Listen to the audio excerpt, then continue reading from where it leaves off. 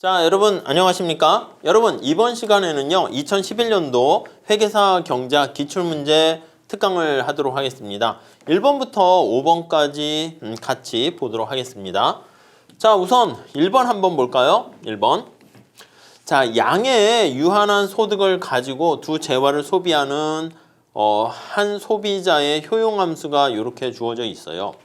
자, 효용함수가 이렇게 완전 대체제 꼴로 돼 있고 MRS가 1로 일정한 거 아시죠? 요거 특징 보시면 우하향하는 직선의 특성을 보이고 있어요. x1, x2 우하향하는 직선의 효용함수 무차별 곡선 이렇게 생각하시면 되겠습니다.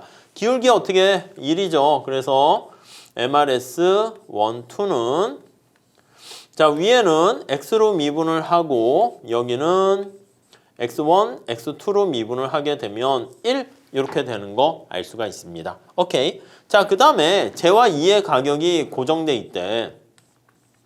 재화 2의 가격이 고정돼 있는 경우에 재화 1에 대한 소비자의 수요 곡선에 대해서 설명으로 옳게 설명한 것은 이렇게 나와 있습니다.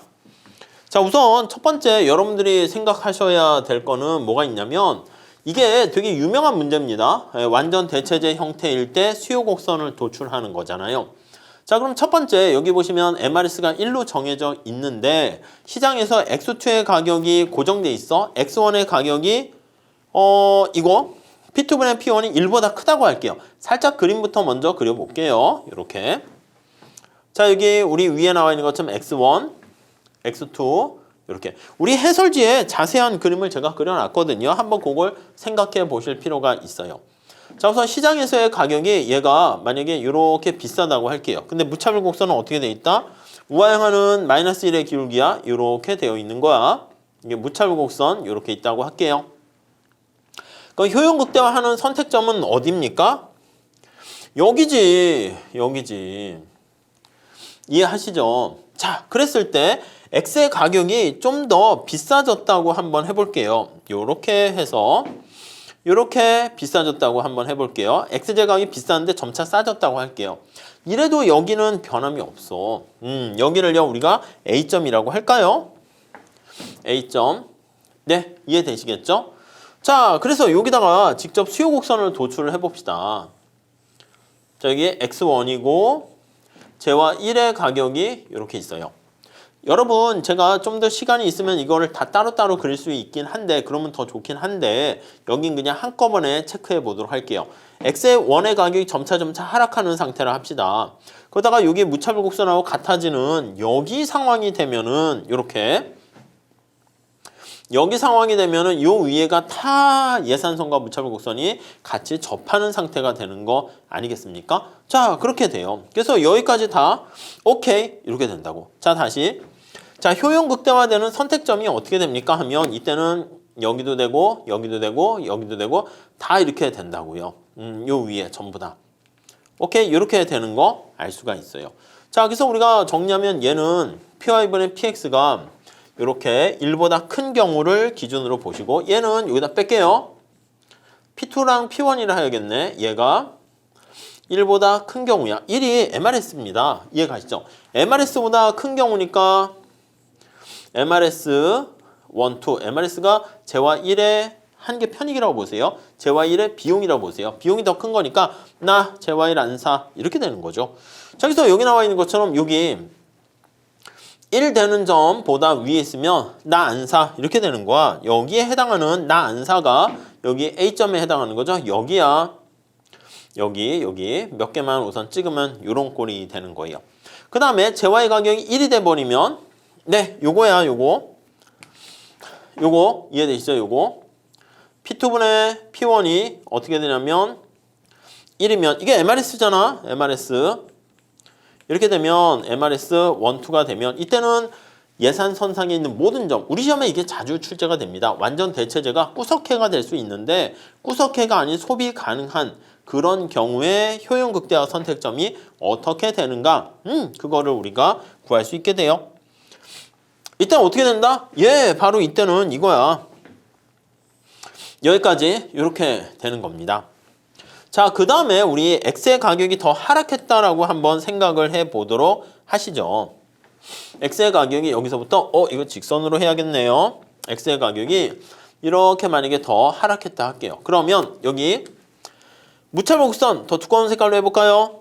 무차별 곡선 여기 보시면 여기 있다가 여기 어떻게 돼? 여기가 바로 선택점이 되는 거야. 이렇게. 이해 가시죠?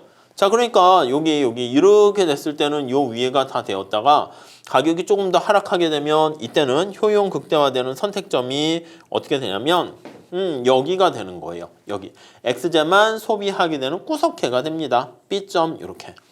그러니까 가격이 1보다 싸지게 되면 X제만 소비해. 그럼 여기 예산선 한번 생각해 볼게요. 내가 소득 M이 있는데 X의 가격, X1의 가격 이렇게 있고 X2의 가격 이렇게 있고 이렇게 있는데 이 B점은 어떻게 돼요? B점에 나타내는 것은 자, X2를 소비를 하나도 안 하는 거야. 빵인 구석회 이렇게 되는 것을 알 수가 있습니다. 이해되세요? 자, 그러면 X2가 빵이 되면 얘가 없어져. 자, 그러면 우리 요거는 익숙하시죠? 요게 바로 내가 소비 최적 선택의 소비점이 되는 것이고 이게 바로 수요 함수가 되는 거야. 이게 바로 디맨드 곡선이 된다. 이렇게 보시면 되겠습니다. 수요 함수로 표현하면 이게 X1으로 정리하는 거죠. X1은 P1분의 M 이런 꼴이 돼요. 그러니까 직각삼각곡선 형태가 이렇게 된다라는 것을 알 수가 있습니다. 네, 이해 가시겠죠? 자, 여기서 우리가 전부 다 곡선의 형태를 나타내면 여기서는 가격이 1보다 비싸면 얘를 고정시켰기 때문에 그렇습니다. 1보다 비싸면 나 안 사! 이렇게 되다가 자, 만약에 여기 나와 있는 것처럼 색깔을 어떤 걸로 할까? 이걸로 할까요? 예산선과 무차별 곡선이 접하게 되면 여기가 나의 선택점이 되는 것이고 그 다음 요거보다 만약에 X의 가격이 더 싸지게 되면 그때는 여기점만 소비하게 되는 것을 알 수가 있어요. 그래서 우리가 가격이 하락했잖아. 그럼 이렇게 한번 볼게요. PCC 어떻게 됩니까?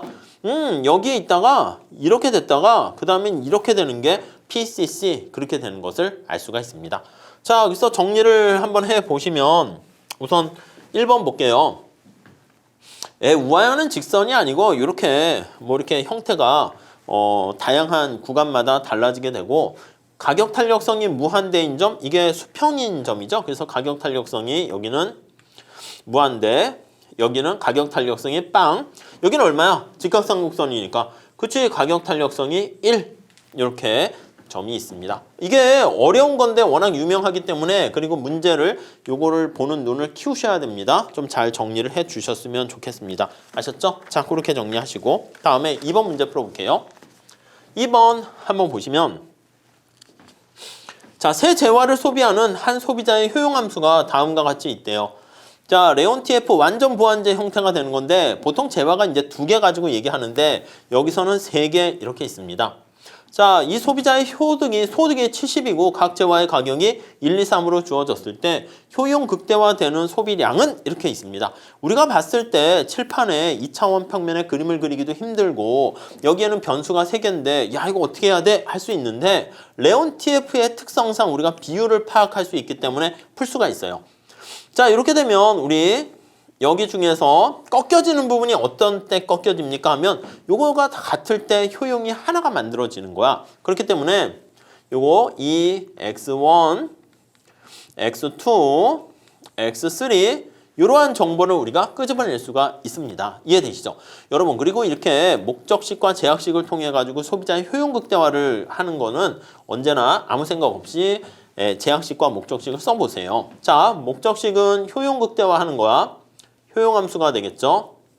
자, 효용함수 이거 그대로 한번 다시 써볼게요. 자, 셋 중에 제일 작은 게 전체를 나타냅니다. 이 X1, 그 다음에 X2, 그 다음에 3, X3 이렇게 되어 있어요. 자, 그 다음에 제약 조건이 있어요. 제약 조건이 있어요. 제약 조건이 있습니다. 이렇게. 제약 조건은요. 내가 갖고 있는 소득이 70이라고 소득 M이라 할까요? 첫 번째 재화에 지출하는 금액은 P1에다가 X1 더하기 두 번째 재화에 지출하는 금액은 이렇게 되고 세 번째 재화에 지출하는 금액은 이렇게 될 겁니다. 이해되시죠? 자, 그러면 여기 주어진 값들을 대입을 해보세요. 자, 재화 1의 가격이 1이야. 얘가 뭐라고? 1. 재화 2의 가격이 2야. 요거 2. 재화 3의 가격이 3. 이렇게 돼 있습니다. 3. 소득 얼마? 소득이 70 이렇게 있어요. 얘가 70 이렇게 있습니다. 자, 문제 풀 수 있겠죠. 어떻게 풀면 돼? 지금 여기 나와 있는 것처럼 이 관계를 이용해서 여기에다 대입을 하시면 되는데 이게 x1으로 다 바꿀 수가 있다고요. 자, 그러면 얘는 x1으로 바꾸려고 해서 x2는 어떻게 해? x2는 이 x1 이렇게 됩니다. x3는 네, 여기 보시면 여기 죄송해요. 3이야, 3. 네, x3는 3분의 2 x1 이렇게 되는 거 알 수가 있죠. 요거를 대입하게 됩니다. 예산선에다가. 그럼 문제를 풀 수 있겠죠. 여기다 대입하면 어떻게 돼요? 70은 여기 집어넣으면 1 x1 x1은 그냥 쓰면 되겠죠. 그 다음에 2 x2는 요걸 넣어요. 2 x1 다음에 3 여기 x3는 여기 있죠. 3분의 2 x1 이렇게 되어 있습니다. 자, 그러면 이거 x1을 쭉 정리해서 풀면 x1은 얼마가 나옵니까? 3 지워지니까 여기 나와 있는 것처럼 5 해서 x1 해가지고 계산을 쭉 하시면 되겠죠. 자, 여기서 대입을 하시게 되면 x1은 거기 나와 있는 것처럼 10 이렇게 되는 거 알 수가 있고 x2가 20 이렇게 되고 그리고 3분의 20 이렇게 되는 거 알 수가 있을 거예요. 이렇게 대입해서 직접 계산을 해 주시면 되겠습니다. 아셨죠? 네, 그렇게 봐주시고요. 자, 그 다음에 우리 3번 문제 좀 한번 풀어보도록 할게요. 3번은 시장의 수요 함수가 이렇게 있고 공급 함수가 이렇게 있는 상황입니다. 정부가 소비 촉진을 위해서 소비자에게 단위당 10의 구매 보조금을 지급하는 거야. 우리가 이제 마스크 같은 경우에 좀 뭔가 사람들이 부담스러워하니까 정부가 지원해 주는 거야. 그래서 마스크를 많이 살 수 있도록 구매를 촉진하는 겁니다. 생산자한테 부과할 수도 있고 소비자한테 이렇게 보조금을 지급할 수도 있습니다. 자, 이런 보조금 정책으로 인해서 예상되는 시장의 자중 손실은 얼마인가? 요 계산하는 거죠. 여러분 아시겠지만 이게 정부가 개입해서 조세를 부과하거나 보조금을 부과하잖아. 조세를 부과하게 되면 바람직한 수준보다 과소 생산 공급되니까 사회적 후생 손실이 생기고요. 보조금을 지급하잖아. 그럼 바람직한 수준보다 소비가 과다하게 과다 소비하게 되는 경우를 알 수 있습니다. 자, 그래서 우리가 생각을 해보면 저기 생산량이 있을 때 최적 조건이 있는 거야. 이렇게 한계 비용, 한계 편익이라고 합시다. 자, 그러면 여기 나와 있는 것처럼 여기가 이제 최적인 상황인데 과다하거나 과소할 때 여기 나와 있는 것처럼 사회적 후생 손실이 생깁니다. 자, 과소할 때는 이만큼이 사회적 후생 손실이 생겨요. 이해 가시죠? 얘가 데드웨이 로스 이렇게 됩니다. 자, 언제 과소하게 되는 경우 됩니까? 라고 하면 주로 이제 텍스를 부과할 때 아니면 또 어떤 경우 있습니까? 그치, 독점적인 시장 상황에서는 과소 공급으로 인한 사회적 후생 손실이 발생하고요. 자, 그러면 여기가 이제 최적인 상황이야. 여기가 최적인데 과다해도 사실은 사회적 후생 손실이 생겨요. 아니, 물이 100도씨에 끓게 되는데 100도씨보다 모자르게 되면 사회적 후생 손실이지 물이 안 끓어. 아니, 100도씨면 물이 끓는데 120도씨를 만약에 해가지고 이렇게 과대 생산하게 되면 역시 사회적 후생 손실이 생깁니다. 자, 이때는 보조금을 지급하는 경우에 이렇게 문제가 발생하고요. 또 어떤 경우에 과다? 그쵸, 네거티브한 외부 불경제, 해로운 외부성 이게 발생하게 되면은 바람직한 경우보다 더 과다 생산 공급됩니다. 우리가 이제 또 과소되는 경우에는 어떤 경우에 있습니까 하면 바람 좀 권장할 만한 거 있잖아. 그런 경우 이제 외부 경제 이렇게 볼 수 있겠죠. 그거는 이제 외부성에서 다시 할 거예요. 자, 그러면 여기 나와 있는 내용들을요 우리가 한번 그래프를 그려보도록 하겠습니다. 시장의 수요 함수가 이렇게 있고 이렇게 있어요. 자, 수요 곡선 우아형하게 이렇게 그리시면 될 것 같고 공급 곡선 이렇게 그리시면 될 것 같습니다. 엄밀하게는요, 소비자한테 단위당 10의 보조금을 지급하기 때문에 사실은 이 수요 곡선을 우측으로 이동을 시켜야 돼요. 무슨 말씀인지 아시겠어요? 그래서 정확한 그림을 그리려면 수요 곡선을 이런 식으로 이동을 해야 돼. 근데 이렇게 해도 괜찮아요. 근데 많이들 헷갈려 하시더라고. 뭘 헷갈려 하냐면, 아니 우리가 이제 보통 그래프를 그릴 때 공급 곡선을 이동시키는 거를 이제 많이 하다 보니까, 그래서 여기서 이렇게 균형점을 찾게 되는 거니까 저는 그냥 해설해도 그냥 그렇게 했어. 어차피 결과는 똑같게 되는 거니까 공급 곡선 이동시켜서 풀자. 이렇게 공급 곡선 이동하는 걸로 푸셔도 상관없어요. 그러면 0, 1, 2 이게 달라지게 되는 거죠. 자, 첫 번째 뭐가 달라지냐면, 여기가 보조금 부과하기 전이야 0, 부과 후야. 그러니까 소비자가 내는 가격은 싸지게 됩니다. 그리고 생산자는 얼마를 받게 됩니까 하면, 소비자가 이렇게 싸게 물건을 샀지만 생산자는 이렇게 2점에 해당하는 만큼, 네, 2점에 해당하는 만큼 정부의 보조 10을 받아서 더 높은 가격을 얻게 돼요. 이해 가시겠죠? 자, 그래서 우리가 체크해 보셔야 할 거는, 여기가 이제 조세부가 조세부가 뭐 후랑 똑같이 마이너스 조세가 이제 보조금이야. 소비자가 여기 나와 있는 것처럼 지불하는 가격은 더 싸게 되고, 생산자가 수취하는 가격은 더 이렇게 올라가게 된다라고 보시면 되겠습니다. 요 세 개 점을 찾는 게 굉장히 중요합니다. 자, 그래서 여러분들께서 요 점은 찾아보시고, 요거요 P로 정리하게 되면은 2분의 1 P 해서 요 P로 정리할게요. P로 정리하게 되면은 2분의 1 되니까 여기 100 마이너스 2를 곱하니까 2Q 이렇게 된다고요. 자, 그러면 이제 공급 곡선, 수요 곡선을 우측 이동시키는 걸로 하면은 10의 보조금을 하면 요거는 P에다가 보조금 지급한 거니까 110 해서 올라가야 돼. 아셨죠? 근데 그 해설에는 그냥 뭐 이렇게 했는데, 만약에 그렇게 할까요? 보조금을 지급하면 110 마이너스 기울기는 변함없는 걸로 이렇게 하시고요. 다음 공급 곡선은 이렇게 있잖아. P로 정리할게요. P는 2분의 1 Q 이렇게 되는 상황이고, 얘는 어떻게 되는 거야? 얘는 비용이 떨어지는 거야. 그러면 여기 나와 있는 것처럼 이렇게 보조금을 지급받은 공급 곡선은 2분의 1 Q에다가 마이너스 10 이렇게 정리를 하시면 되겠습니다. 아셨죠?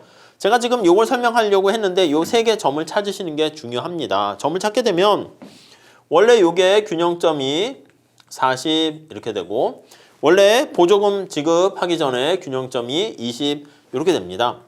자, 그래서 요거 점을 찾게 되는 거야. 얘랑 얘를 구하거나 얘랑 얘를 구해가지고 계산을 하시게 되면 여기가 44 이렇게 돼요. 사실은 이 삼각형 면적을 구하는 게 목적이죠. 과다 생산, 소비를 하게 되는 거예요. 그래서 발생하는 후생 손실을 찾는 거죠. 이렇게 오버 프로덕트를 하게 되는 거예요. 자, 그럼 사회적 후생 손실이 요거야, 요거.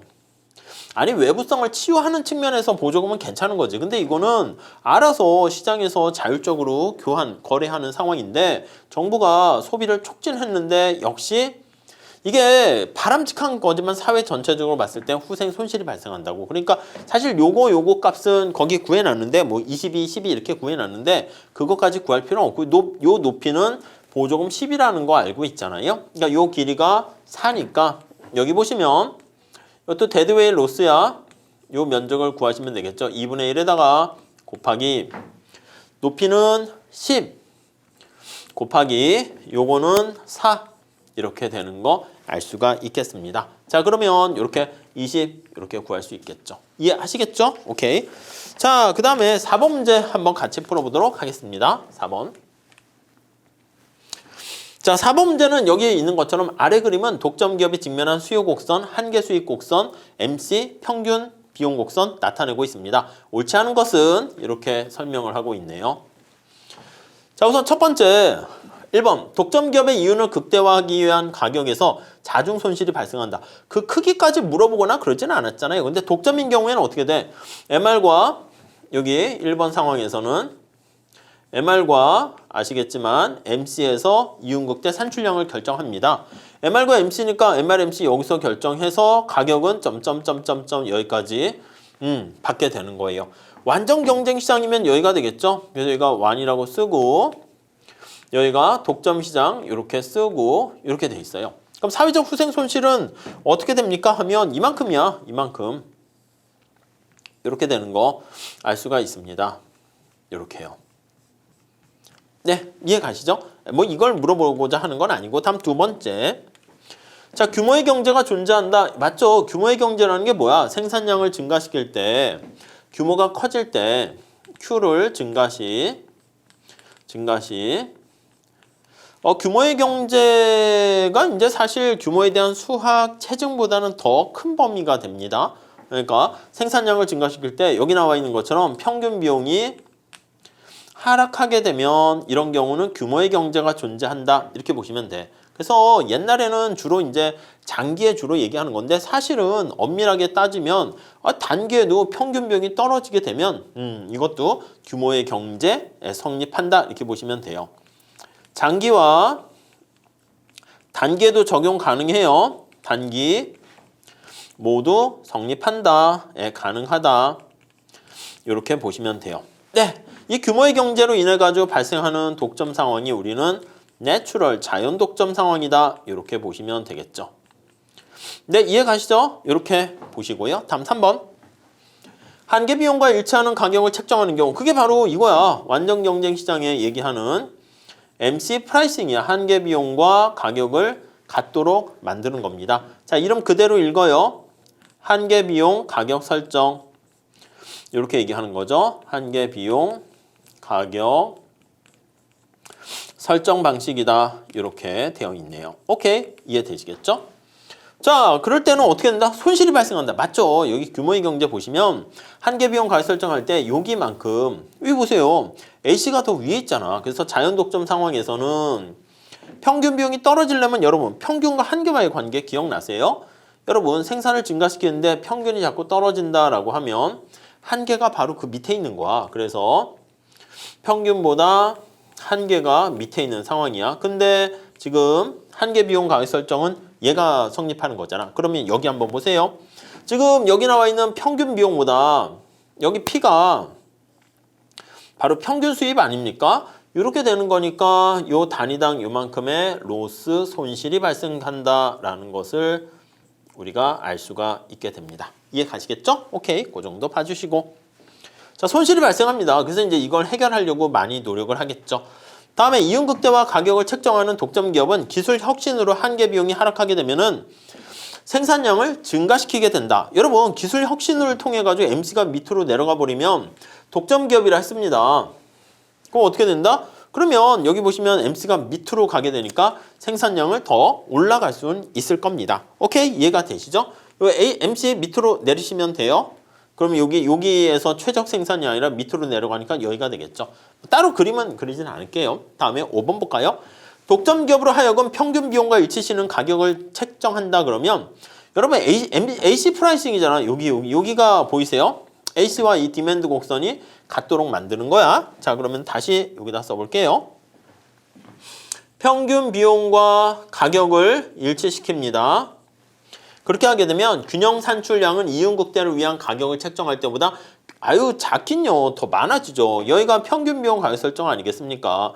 여기가 한계 비용 가격 설정이고 독점은 여기가 돼. 그래서 여기를 보시면 평균 비용 가격 설정이니까 평균 비용 에버리지 코스트가 P와 같아지는 이런 상태입니다. 이해 가시겠죠? 자, 이런 경우는 어떻게 돼? 그치, 완전 경쟁 시장의 산출량보다 생산량이 줄어들어요. 그래서 효율성이 깨져 비효율적입니다. 그래서 이렇게 비효율적이 되고요. 자, 그런데 아시겠지만 손실은 제거됩니다. 왜냐면 여기서 한계 비용 가격 설정일 때는 문제가 손실이 발생했는데 손실이 제거가 된다라는 측면에서 특징이 있게 된다. 이렇게 보시면 되겠어요. 근데 그래도 독점보다는 생산량은 많지 작은 거는 아닙니다. 자, 요게 틀렸어요. 어렵진 않습니다. 근데 자주 그래도 출제는 되고 있습니다. 자, 다음 5번 문제 한번 볼게요. 자, 5번 문제도 좀 잘 봐주셔야 될 것 같습니다. 5번 문제가 이제 두 소비자 1, 2에게 디지털 카메라와 스마트폰을 판매하는 독점 기업이 있는데 이걸 이제 각각 따로따로 판매할 수도 있고 같이 끼워 팔 수도 있게 되는 거예요. 그래서 우리가 이걸 번들링이다 라고 생각하시면 돼요. 끼어 팔기. 요즘 같은 플랫폼 세상이 되게 되면은 이런 경우 끼어 파는 게 훨씬 더 기업의 이윤을 더 높일 수가 있게 됩니다. 그래서 요거 결합 판매라고도 합니다. 이거 풀 때는 제가 우리 기본 강의 때부터 계속 얘기한 것처럼 여기서 어떤 걸 끄집어내서 할 만큼 시간이 없어요. 그럼 어떻게 하란 말이야? 그냥 무식하게 다 거기 해설에 나와 있는 것처럼 일일이 다 계산을 하시는 게 제일 편한 것 같습니다. 자, 그래서 살짝 가이드라인을 제시해 드리면, 자, 여기에 이제 가격이 이렇게 존재한다고 해볼게요. 각각의 주어진 가격에 대해서 네, 수량이 얼마나 되는가 그걸 볼 거야. 그래서 여기다 가격, 판매량 이렇게 한번 봐보도록 할게요. 자, 우선 첫 번째 우리가 체크할 수 있는 것은 앞에가 디카 가격과 뒤에가 스마트폰 가격이라 할게요. 순서를 맞춰야 돼. 디카, 스마트폰 가격, 그 다음에 Q, 디카가 몇 개 팔리고 스마트폰이 몇 개 팔리고 이렇게 돼 있습니다. 자, 여기 보시면 따로 생산 비용은 빵이기 때문에 우리가 이윤을 극대화하는 거잖아. 이윤은 TR 빼기 TC에서 TC가 빵이기 때문에 그냥 TR 구하시면은 그게 바로 이윤이야. TR은 P 곱하기 Q 이렇게 보시면 되겠습니다. 이해 가시죠? 가격은 어떻게 설정할 수 있습니까? 하면 하나씩 다 잡아보세요. 거기에 나와 있는 것처럼 125, 90, 125, 110, 50, 90, 50, 110. 이해 가시죠? 그렇게 다 따로따로 하세요. 125, 90, 125, 110, 그 다음에 50, 90, 그 다음에 50, 110 이렇게 하는 거야. 이해 가시죠? 자, 그러면 우리 여기 나와 있는 숫자가 바로 뭐를 뜻합니까? 라고 하면 소비자가 얼마나 물건을 최대한 구매하려고 하는, 지불하려고 하는 willingness to pay를 의미한다라고 보시면 되겠습니다. 그러니까 소비자 일은 디카에 대해서 125까지 돈을 지불할 생각이 있고 스마트폰에 대해서는 90만큼 지불할 생각이 있고 소비자인은 디카에 대해서 50만큼 지불할 생각이 있고 스마트폰에 대해서는 110만큼 지불할 생각이 있어요. 이해 가시죠? 자, 이런 상황에서 우리 가만히 보시면 디카가 125면 소비자인은 구입을 해야 안 해요? 구입을 한다니까 소비자인은 50까지 지불하려고 했기 때문에 구입을 안 해요. 그러면 디카가 하나 팔려. 스마트폰은 몇 개 팔립니까? 하면은 스마트폰이 90이니까 소비자인은 최대한 지불하려는 금액이 90이잖아. 사요. 소비자인은 최대한 지불하려는 금액이 110이잖아. 구입해요. 두 개가 팔린다니까. 이렇게요. 자, 그러면 총 수입은 어떻게 됩니까? 라고 하면은 125만원짜리 하나 팔리고 더하기 90만원짜리 두 개 팔리고 이렇게 계산을 하시면 되겠습니다. 아셨죠? 자, 그래서 이걸 계산하시게 되면은 이거는 305 이렇게 나오게 돼요. 자, 나머지들도 직접 그렇게 계산해 볼게요. 125, 110이면 디카 하나 팔리고 그 다음 110이면 스마트폰 하나 팔려요. 하나. 시간이 많이 걸리죠. 근데 제가 설명을 위해서 지금 설명하느냐고 이렇게 설명을 하면서 이렇게 문제를 보다 보니까 시간이 걸리고 혼자 푸실 때는 여기 나와 있는 걸 쫙 나열을 하신 다음에 몇 개 팔리지 딱딱딱 해서 계산하시면 그렇게 오래 걸리지 않습니다. 자, 50이라 할게 디카가 그럼 두 개 팔려. 90이라고 하면 두 개 팔려. 50이라고 하면 두 개 팔려. 110이라면 하나 팔려. 가격 똑같이 계산을 해볼게요. 이렇게 되면 125짜리 하나 팔리고 더하기 110짜리 하나 팔리고 네, 요거 계산하시면 305 이렇게 나오네. 305 그렇습니까? 다음 요것도 마찬가지야. 50짜리 두 개 팔리고 더하기 90짜리 두 개 팔리고 이렇게요. 이것도 써볼게요. 50짜리 두 개 팔리고 그 다음에 110짜리 하나 팔리고 이렇게. 네, 이해 가시죠? 자, 그러면 얘는 어떻게 돼요? 208인가요? 280인가요? 280. 얘는 210 이렇게 됩니다. 자, 그러면 우리가 이렇게 낱개로 팔았을 때 가장 이윤을 극대화하는 것은 어떻게 됩니까? 하면 305가 제일 크다라는 것을 알 수가 있습니다. 자, 그런데 이게 아니라 만약에 결합 판매를 한다라고 해볼게요. 묶어 판다라고 할게요. 여러분들 주머니에 디카에 쓸 돈과 스마트폰에 쓸 돈이 뭐 따로 이름이 써 있는 건 아니잖아. 그러니까 이것도 4개 다 해야 돼. 요거 2개 더 하고 요거 2개, 요거 2개 4가지 케이스가 있는데 지금 사람이 2명밖에 없으니까 이제 약간 가르는 역할을 할 때는 이렇게 2개만 더하면 돼. 125 더하기 90 이렇게요. 자, 2개 디카와 디스 해가지고 스마트폰을 한꺼번에 가격을 책정합니다. 그러면 2개를 같이 더한 가격, 요거 2개 같이 더하면 215 이렇게 책정을 할 수 있고요. 그 다음 디스, 이게 디카와 스마트폰입니다. 요거 소비자 2를 끄집어내려면 50 더하기 110 하게 되면 160 이렇게 되는 것이죠. 네, 이해 가시겠죠? 자, 그러면 우리가 여기서 이렇게 결합 판매했을 때 몇 개가 팔릴 것인가 생각을 해보면 215면 얘는 안 사. 소비자 2는 디카와 스마트폰을 같이 구매를 할 때 160까지 돈을 낼 생각이 있기 때문에 215면 안 살래요. 그거 하나만 팔려. 그럼 얘는 어떻게 돼? 215짜리 한 개 팔렸습니다. 그러면 215 이렇게. 자, 그런데 만약에 이렇게 160을 하게 되면 소비자 1은 구입을 해. 최대한 지불하려는 금액이 215인데 160 하니까 구입을 해. 소비자 2도 구입해요. 2개 50 더하기 110 하니까 2개가 팔리게 됩니다. 자, 그러면 160짜리 하는 거 2개가 팔려요. 그러면 320 이렇게 돼. 자, 그러면 정리를 해볼게요. 우리가 봤을 때 결합 판매를 했을 때는 이윤이 320으로서 여기 낱개로 판매했을 때보다 훨씬 더 어떻게? 그렇죠. 이윤을 더 높일 수 있다라고 생각을 하시면 되겠습니다. 자, 그래서 우선 이윤 먼저 볼게요. 1번은 소비자 잉여니까. 자, 독점 기업은 2번 먼저 볼까요? 결합 판매할 때보다 개별적으로 판매할 때 더 큰 이윤? 아니지. 결합 판매할 때가 훨씬 더 이윤이 더 커질 수가 있습니다. 자, 다음에 이윤 얘기하는 거 먼저 볼까요? 자, 4번 볼까요? 디카와 스마트폰을 개별적으로 판매하는 경우 독점 기업이 얻을 수 있는 최대 이윤은 215다? 아니요. 305다. 뭐 이렇게 해야 될 것 같습니다. 틀렸네. 자, 그 다음 여기 볼게요. 나머지는 소비자 잉여네.